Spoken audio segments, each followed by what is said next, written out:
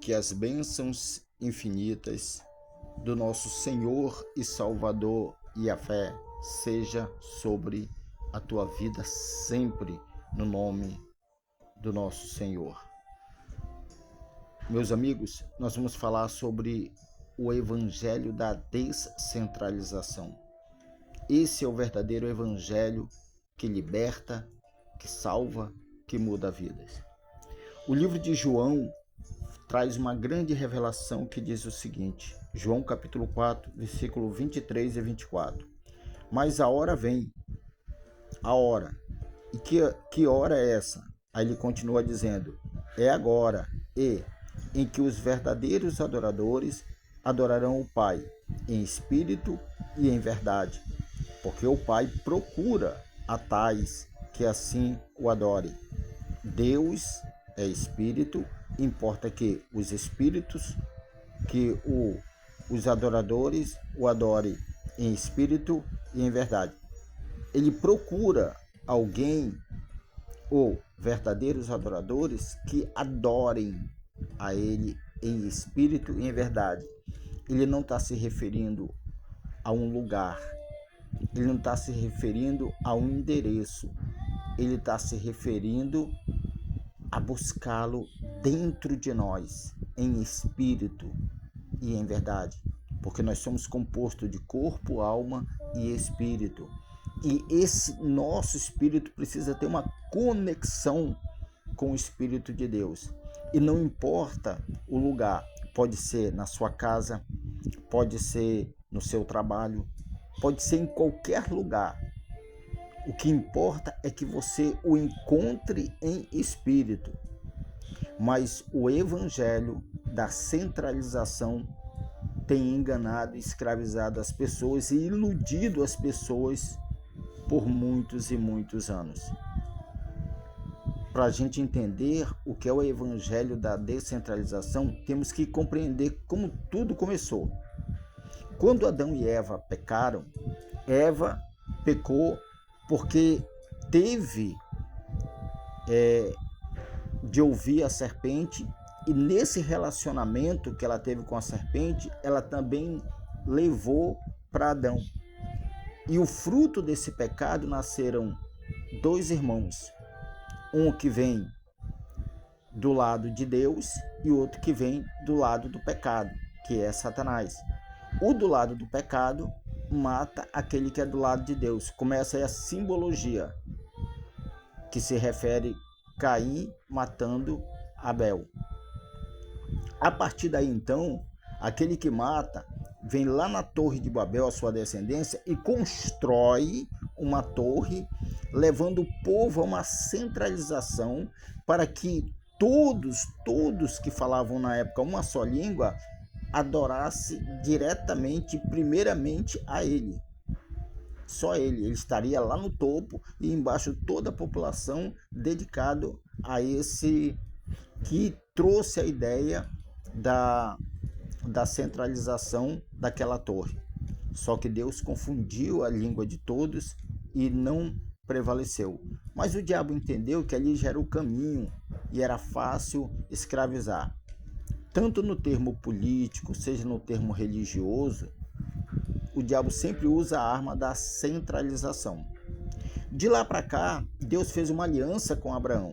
Essa aliança feita com Abraão foi para que toda a população daquela época terrena entendesse que havia um lugar centralizado, que ali estava o verdadeiro Deus. Ali estava aquele que tudo pode.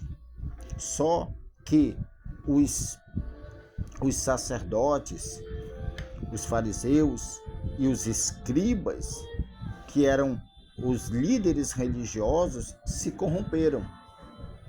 E eles passaram então a escravizar o povo.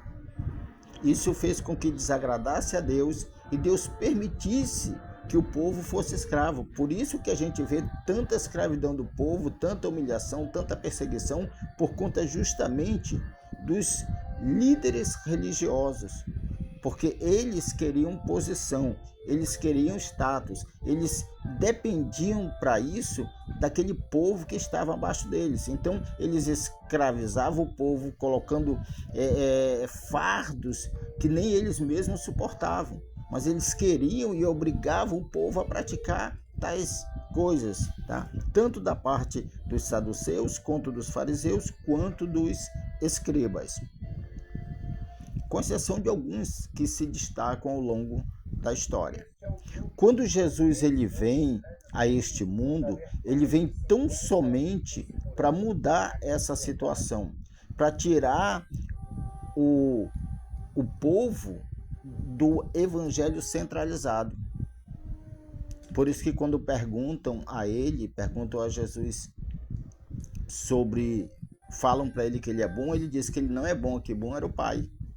Por quê? Porque ele não está trazendo as pessoas para ele, mas está libertando as pessoas de algo terreno para se fazer o que diz aqui em João, se ligar com o Pai em espírito, porque o Pai é espírito e ele estava em carne. Então era necessário essa ligação. Então ele sempre direcionava ao Pai todos os discípulos e todos que chegavam até ele. Uma vez que Jesus ele chega e ele começa a pregar um evangelho descentralizado, ensinando ao povo que agora eles não precisam mais viver aquela religiosidade, eles não precisam mais depender, né, da prática dos saduceus, dos fariseus, dos escribas, e muito menos viver escravo de Roma, porque Roma nessa época já dominava sobre todos, inclusive sobre os próprios líderes religiosos, né? A política já dominava ali, a política já tinha um controle dos líderes religiosos e os líderes religiosos tinham controle da população. Então era fácil dominar e escravizar. Por isso que mataram Jesus, porque Jesus traz o evangelho onde ele diz: vocês não precisam mais de matar animais, vocês não precisam mais de alguém para chegar até Deus, vocês têm essa liberdade, vocês não precisam mais de um templo, porque esse templo aí vai ser destruído. Vocês não precisam mais de templos humanos, agora vocês se tornam, a partir do momento que aceita o verdadeiro Deus, vocês se tornam, então, a própria igreja. Sabe o que significa igreja, meus queridos? Significa de dentro para fora. Antes era de fora para dentro, agora é de dentro para fora. Agora é você sair do sistema, se libertando do sistema e se tornando o verdadeiro adorador, fazendo o ide dele, porque ele disse para os discípulos, ele não prendeu ninguém. Observe que ele sempre fala: ide, vai, seja a igreja. E é isso que ele quer de mim, de você, porque uma vez que a gente entende que o evangelho ele descentraliza, então eu não sou mais obrigado a cumprir a centralização. Eu não preciso mais de um templo físico. Isso não quer dizer que eu não tenha necessidade de adorar. Eu tenho necessidade de adorar. Eu vou deixar aqui algo para você pensar sobre a Santa Ceia. Santa Ceia é estipulado por determinadas igrejas. Umas uma vez por mês, outra 2 vezes por mês, enfim. A Bíblia em si não fala e nem determina isso. Isso é determinação do homem, criado pelo homem. A Santa Ceia que Jesus faz, ela é feita uma vez por ano, mediante a Páscoa, que significava a libertação do povo. Mas os religiosos prendem as pessoas num sistema, que é um sistema onde as pessoas estão presas àquilo ali. Eu tenho que tomar ceia, aquela obrigatoriedade. E Deus não obriga ninguém. Mais para frente nós vamos dar continuidade sobre este assunto, descentralização. A hora é essa e chegou. Deus está procurando os verdadeiros adoradores que o adorem em espírito e em verdade. Se você entendeu esta mensagem sobre a descentralização, que nós vamos continuar, se inscreva no nosso canal, indique para outras pessoas. É importante fazer essa descentralização para que a igreja do Senhor, que somos nós, venhamos ganhar força em unidade e não em religiosidade. Deus abençoe hoje e sempre.